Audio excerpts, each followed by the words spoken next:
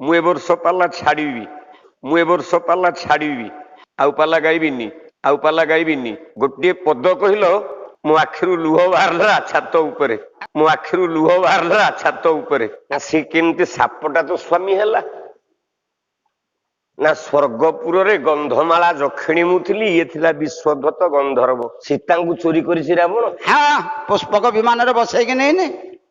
ପ୍ରମାଣ ଅଛି ପୁରାଣରେ। ଆଜ୍ଞା। ରାବଣ ସୀତାକୁ ଚୋରି କରିକି ନେଇଛି। ହଁ, ରାବଣ ସୀତାକୁ ନେଇନି, ଆଉ ସୀତା ରାବଣକୁ ନେଇକି ପଳେଇଛି। ତାହେଲେ ସଜ୍ଜନ ବର୍ଗେ ଆଜ୍ଞା।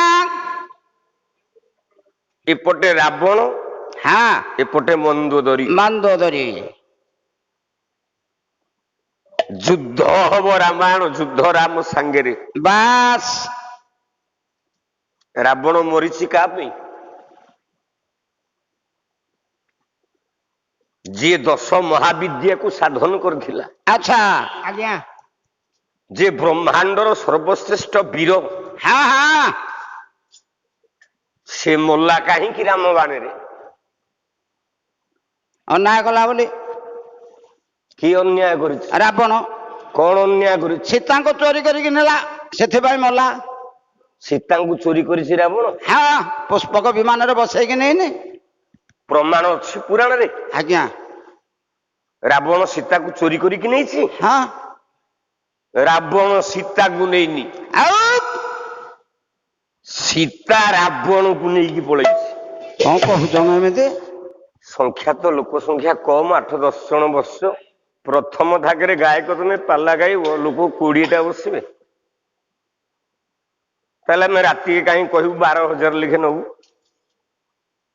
ଯଦି 20ଟା ଲୋକକୁ 12,000 ଟଙ୍କା ପଇଲା, ତାହେଲେ ଗୋଟେ ଲୋକ ମୁଣ୍ଡ ପିଛା କେତେ ଟଙ୍କା ହେଲା?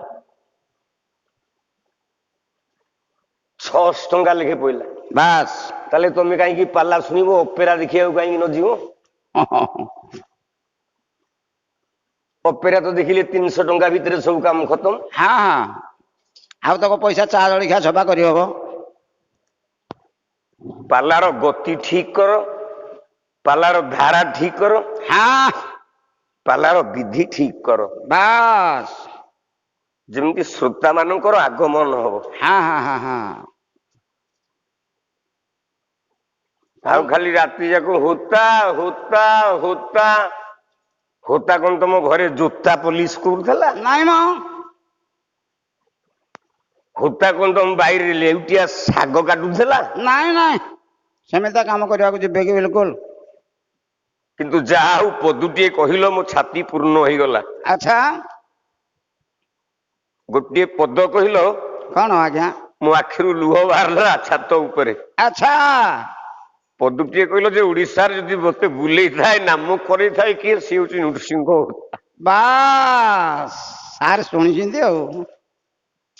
ନା, ମୁଁ କଣ ଯେ ତମକୁ ନାମ କରେଇଦେଲି? ନାଇଁ ନାଇଁ ନାଇଁ ନାଇଁ, ମୁଁ ସାନ ଭାଇ, ତମେ ଜଣେ ମୋର ବଡ ଭାଇ। ବାସ୍। ତମେ ତମ କର୍ମ କରୁଛ, ମୁଁ ମୋ କର୍ମ କରୁଛି। ଆଉ କଣ? ଏଇଆ ଶ୍ରୋତା ମାନେ ଟିକେ ସାର୍ଟିଫିକେଟ ଦିଅନ୍ତି, ହଁ ହଁ, ଏଇ ଗାୟକଟି ଭଲ, ଏଇ ଗାୟକଟି ଟିକେ ସରସ, ଏଇ ଗାୟକଟି ଟିକେ ନିରସ ବୋଲି କହନ୍ତି ସମସ୍ତେ ପଣ୍ଡିତ ଏଇଆ ମାନେ। କହନ୍ତି। ଆଜ୍ଞା। ତେଣୁ ମନରେ ସେ କଥା ଭାବନା, ମୁଁ ତମକୁ କଣ ନାଇଁ ଓଡିଶାରେ ବୁଲେଇଲି? ନାଇଁ ନାଇଁ ନାଇଁ, ତମ ଭାଗ୍ୟରେ ଥିଲା ତମେ ଓଡିଶାରେ ବୁଲିବା ପାଇଁ ବୁଲିଲ। ବାସ୍। ତମେ ଏଠି ପାଲା ଗାଇବ, ମୁଁ ଏ ବର୍ଷ ପାଲା ଛାଡ଼ିବି, ହଁ, ଆଉ ପାଲା ଗାଇବିନି। କଣ କରିବ ଆଉ, ଶରୀର ଅସୁସ୍ଥ। ଶରୀର ଏତେ ଅସୁସ୍ଥ, ବାସ୍। ମୁଁ ଦିନ ଯାକ ଉଠି ପାରୁନି, ହଁ, ସେ ବେଡ ଉପରେ କେବଳ ପଡି ରହୁଛି। ଆଜି ଗୋଟେ ଦିନ, ଗୋଟେ ବିନ୍ଦୁ ମୁଁ ଭାତ ବି ଖାଇନି। କିନ୍ତୁ ମଞ୍ଚ ଉପରେ ଯୋଉ 2 ଘଣ୍ଟା ନେଲିଣି, ଆହା, ଅଳସ ଅଛି? ନାଇଁ ନାଇଁ, ଯେତିକି ଶ୍ରୋତା ହଁ, ଆସିଲା ବେଳକୁ ସେତିକି ଶ୍ରୋତାଙ୍କୁ ବସେଇଛି, ଜଣଙ୍କୁ ଉଠେଇଲିଣି। ନାଇଁ ନାଇଁ,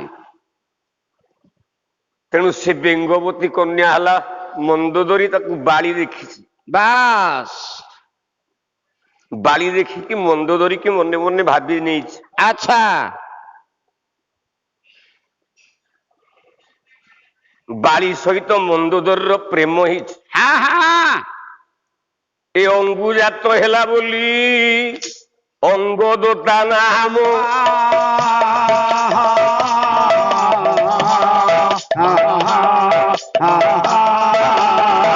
ମନ୍ଦୋଦରୀ ଗର୍ଭୁସିନା হইলা জনম।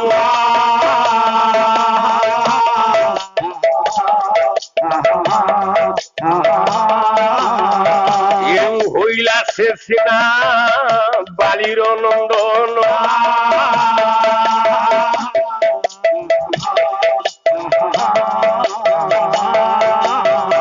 মন্দ উদর হেবারু ମନ୍ଦୋଦରୀ ନାମ। ভুল। ଏ ସବୁ ଗାୟକ ମାନେ ଏଇଆ କହନ୍ତି, ଆଚ୍ଛା କିନ୍ତୁ ବାଲ୍ମୀକି ରାମାୟଣରେ ତା ନାହିଁ। ନାହିଁ। ଯେମିତି କିପରି? ଦ୍ରୁପଦ ରାଜାଙ୍କର ଝିଅ ହେଇଥିବାରୁ ହଁ ବାପା ନାଁରେ ଝିଅ ନାଁ ହେଲା ଦ୍ରୌପଦୀ। ଦ୍ରୌପଦୀ। ଜନକ ବାବାଜୀର ଝିଅ ହେଇଥିବାରୁ ହଁ ସୀତା ନାଁ ହେଲା ଜାନକୀ। ବାସ୍। ଇଏ ମନ୍ଦର ବାବାଜୀଙ୍କଠୁ ଜନ୍ମ।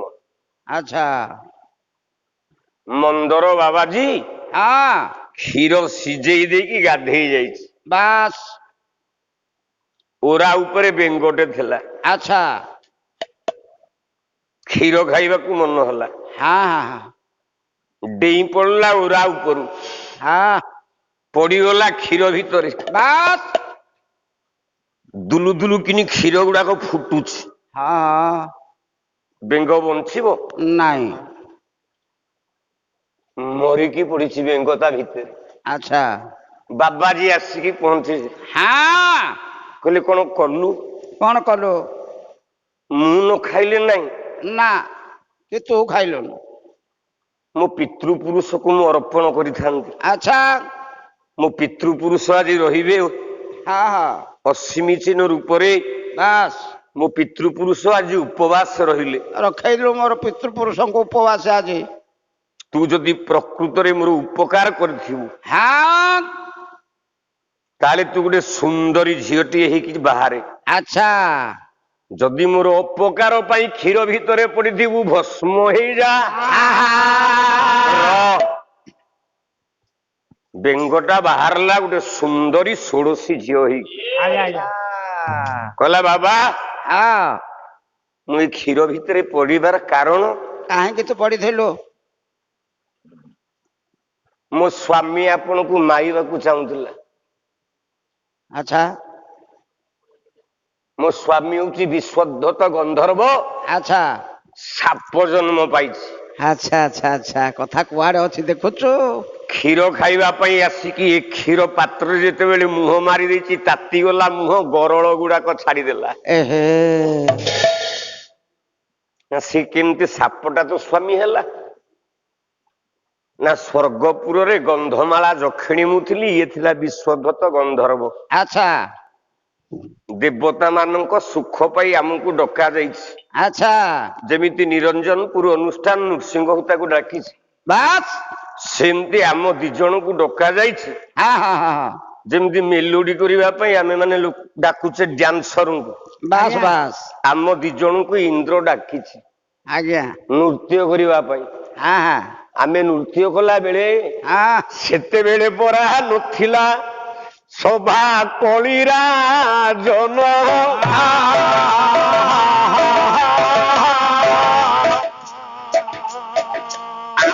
ନୃତ୍ୟ ଦେଖି ହୋଇଲା ତାର କ୍ରୋଧିତ ମନ।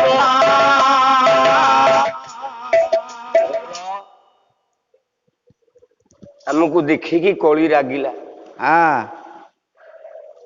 ଅଭିଶାପ ଦେଲା। ଆଚ୍ଛା ମୋ ସ୍ୱାମୀ ହଁ ଠିଆ ହେଇକି ମୃଦଙ୍ଗ ବଜେଇକି ନାଚି ନାଚି ନାକରୁ ନିଶ୍ୱାସ ବାହାରୁଛି, ବାସ୍। ଯୋଡା ନିଶ୍ୱାସ ପଳଉଛି, ପ୍ରଖର ନିଶ୍ୱାସ। ଆଉ କଳି କହିଲେ ଅହିରେ, ହଁ ମୁଁ ନାଇଁ, ମୋ ପାଇଁ ଗୋଟେ ସିଟ ନାହିଁ, ଆଚ୍ଛା ତମେ ନାଚୁଛ, ହଁ ତୋ ନାକରୁ ପ୍ରଖର ନିଶ୍ୱାସ ବାହାରୁଛି, ହଁ ଅଭିଶାପ ତତେ ଦେଉଛି। ହଁ ହଁ ଆଜି ଭୁଜଙ୍ଗ ହୁଅ ନମ୍ର ହେଇକି ଠିଆ ହେଇଛି ଗନ୍ଧମାଳା ଯକ୍ଷିଣୀ। ଆଚ୍ଛା କହିଲା ମୁହଁ ତଳକୁ ପକେଇକି ଠିଆ ହେଇଛୁ। ଆଜ୍ଞା କହିଲେ ତୁ ବେଙ୍ଗ ହେଇଯା। ଆଚ୍ଛା ତେଣୁ ଏ ମନ୍ଦୋଦରୀ ହେଲା ବେଙ୍ଗ, ହଁ ରାବଣ ହେଲା ବିଶ୍ୱଦତ୍ତ, ଗନ୍ଧର୍ବ ହେଲା ସାପ। ସାପ ସାପ ମାରିବା ପାଇଁ ଆଜ୍ଞା ଇଏ ତ ଖାଦ୍ୟ ଖାଦକ, ଆଜ୍ଞା ସାପ ଖାଇବାକୁ ନେଲା ବେଙ୍ଗୁକୁ। ଆଚ୍ଛା କାହିଁକି ନା ଯେତେବେଳେ ଜନ୍ମାନ୍ତରର ପରିବର୍ତ୍ତନ ଘଟେ, ପୂର୍ବ ଜନ୍ମରେ ଆମେ କଣ ଥିଲେ କଣ ଜାଣିପାରିବା କି? ନାଇଁ ନାଇଁ ସେ କଥା କିଏ କହିବ? କେହି ଜାଣିପାରିବାନି। ନାଇଁ ନାଇଁ ନାଇଁ ସାପ ଉଡେଇଲା ମାରିବାକୁ ବେଙ୍ଗୁକୁ ଖାଇବାକୁ। ଆଚ୍ଛା ଏ ବେଙ୍ଗ ଦୌଡ଼ି ଦୌଡ଼ି ମନ୍ଦର ବାବାଜୀ ଉଆରେ ଥିଲା। ହେଲେ ସାପ ଆଉ ଦେଖି ପାରୁନଥିଲା। ସାପ ଅନେଇକି ବଇଛି, ଆଚ୍ଛା ଦେଖିଲା କ୍ଷୀର ସିଝୁଛି। ବାସ୍ କହିଲା ବେଙ୍ଗୁକୁ ତ ଖାଇପାଇଲିନି, ହଁ ହଁ ନାଗ ସାପ କ୍ଷୀର ପ୍ରିୟ। ଆଚ୍ଛା କହିଲା କ୍ଷୀର ଟିକେ ଖାଇବା। ହଁ ହଁ ଯେତେବେଳେ ମୁହଁ ମାରି ଦେଇଛି ବାସ୍ ତାତିଗଲା ଫଣା, ହଁ ହଁ କ୍ଷୀର ଟକ୍ ଟକ୍ ସିଝୁଛି। ସିଝୁଛି ରାଗିଗଲା ନାଗ, ଗରଳ ଗୁଡାକ ଭସ୍ ଭସ୍ କିନି ଛାଡିଦେଲା। ଛାଡିଦେଲା ସେ କ୍ଷୀର ଭିତରକୁ। କହିଲା ମୁଁ ତ ଖାଇବିନି, ଏ ବାବାଜୀ କାହିଁକି ଖାଇବ? କାହିଁ ଖାଇବେ? ମୁଁ ତ ମରିବି, ଏ ବାବାଜୀ କାହିଁକି ବଞ୍ଚିବ? ଆଚ୍ଛା ବେଙ୍ଗ ଉରା ଉପରେ ଅଛି ସ୍ତ୍ରୀ ଗନ୍ଧମାଳା ଯକ୍ଷିଣୀ, ଡେଇଁ ପଡିଲା କ୍ଷୀର ଉପରୁ, ପ୍ରାଣ ଛାଡିଗଲା। ହଁ ବାବାଜୀ ଗାଧେଇକି ଆସିକି ଦେଖିଲା ବେଳକୁ ବେଙ୍ଗଟେ ମରିକି ପଡିଛି। ବାସ୍ କହିଲା ଯଦି ମୋ ଉପକାରରେ ଥିବୁ ଗୋଟେ ଷୋଡଶୀ କନ୍ୟା ହେଇଯା, ଆଚ୍ଛା ଯଦି ଅପକାରରେ ଥିବୁ ଭସ୍ମ ହେଇଯା। ହଁ ସେଇ ବେଙ୍ଗ। ଚାହୁଁ ଚାହୁଁ ଝିଅଟା ଗୋଟେ ଷୋଡଶୀ ଯୁବତୀ ହେଇକି ଠିଆ ହେଲା। ଆଚ୍ଛା କା ଯୋଗୁ? ମନ୍ଦର ବାବାଜୀ ଯୋଗୁ। ବାସ୍ ବାସ୍ ବାସ୍ ତେଣୁ ମନ୍ଦର ବାବାଜୀ ନାମ ଅନୁସାରେ ନାମ ମନ୍ଦୋଦରୀ ହେଲା।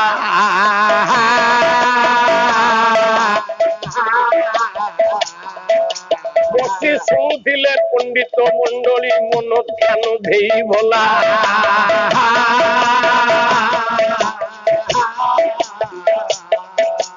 ଆଉ ଗପିବାକୁ ବଳ ନାହିଁ, ମନ ନାହିଁ ଯେ ହେଲା ସମୟ।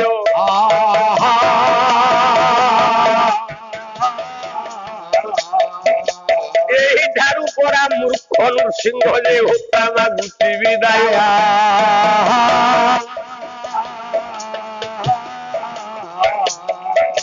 ଗଲା ବେଳେ ବାପା ମାନେ ଜଣେ କିଏ ଟିକେ ଦିଅ ହରିବୋଲ।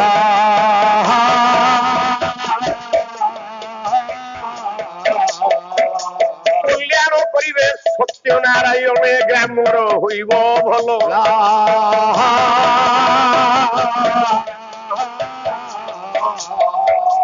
ବିଦାୟ କାଳରେ ନୃସିଂହ ମାଗୁଛି ଜଣେ ହରିବୋଲ ଦିଅ।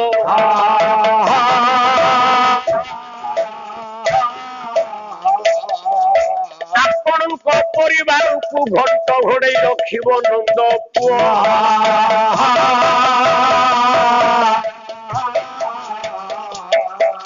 ଦିନ ଜନସ୍ୟ ସଂରକ୍ଷଣ ମହାବାହୁ, ଦିନ ଜନସ୍ୟ ସଂରକ୍ଷଣ ମହାବାହୁ। ଆନନ୍ଦ ସାଗରେ ପୀର ଦରବାରେ, ଆନନ୍ଦ ସାଗରେ ପୀର ଦରବାରେ ସର୍ବେ ହରିବୋଲ କରତାଳି, ହୁଳହୁଳି ଦିଅ ଏ ବିଶ୍ୱ ଦୁଃଖ ଯାଉ ହେ।